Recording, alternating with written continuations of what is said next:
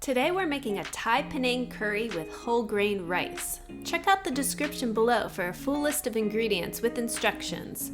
We've chosen red peppers for our recipe today because they pack the most nutrition with almost 11 times more beta-carotene and 2 times more vitamin C than green peppers. Surprisingly, red peppers actually have 3 times more vitamin C than oranges, and that beautiful red color comes from a unique blend of carotenoid antioxidants that impart many anti-inflammatory health benefits. Next up, we have carrots, also a very rich source of beta-carotene. Cauliflower has really high levels of sulforaphane, another anti-cancer antioxidant, and onions provide a good dose of anti-inflammatory quercetin and sulfur compounds. We finely chopped 8 cloves of garlic and 1.5 tablespoons of ginger.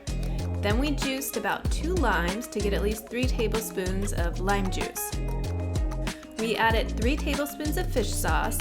If you want to make your recipe vegan, you can substitute coconut aminos. Then we measured 2 tablespoons of peanut butter and used a whole 4-ounce can of Penang curry paste. Next, we have 2 cans of coconut milk.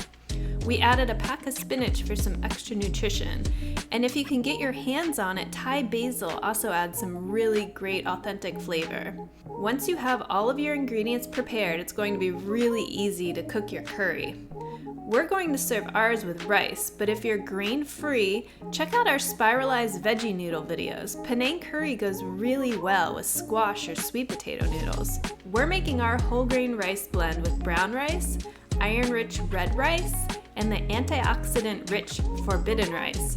Forbidden rice dates back to Imperial China and is so named because it was so highly prized that it was once reserved only for the emperor.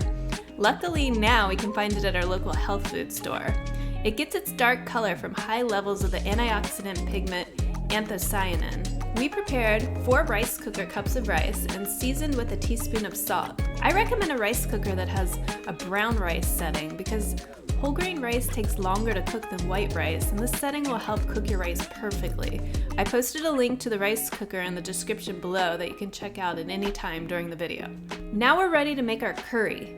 First, melt 2 tablespoons of coconut oil over medium to high heat. Add 2 chopped peppers and 2 large chopped carrots. Add 2 chopped onions and cook for about 5 minutes. Add the garlic and ginger and cook for about 1 minute or until aromatic. Add the Penang curry paste, stir, and cook for about 1 minute. Add 1 head of chopped cauliflower, stir, and cook for about 5 minutes.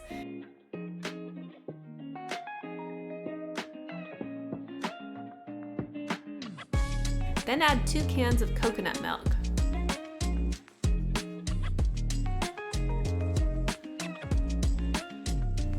Stir the mixture and bring it to a simmer. Cook it until the cauliflower is just tender. Then add the peanut butter. Then you can add the spinach and Thai basil if you have it. At this point, you can turn the heat off and stir the mixture until the spinach is just wilted. Then add your 3 tablespoons of lime juice and 3 tablespoons of fish sauce and stir to mix. Your curry is now ready to eat. If you want to add a protein source, you can cook meat or seafood separately and then mix it in with the curry. We wanted some variety for our meal preps this week, so we prepared salmon, chicken, and shrimp. I hope you guys love this recipe as much as I do. Thanks so much for watching. Let us know in the comments below how you make your curry.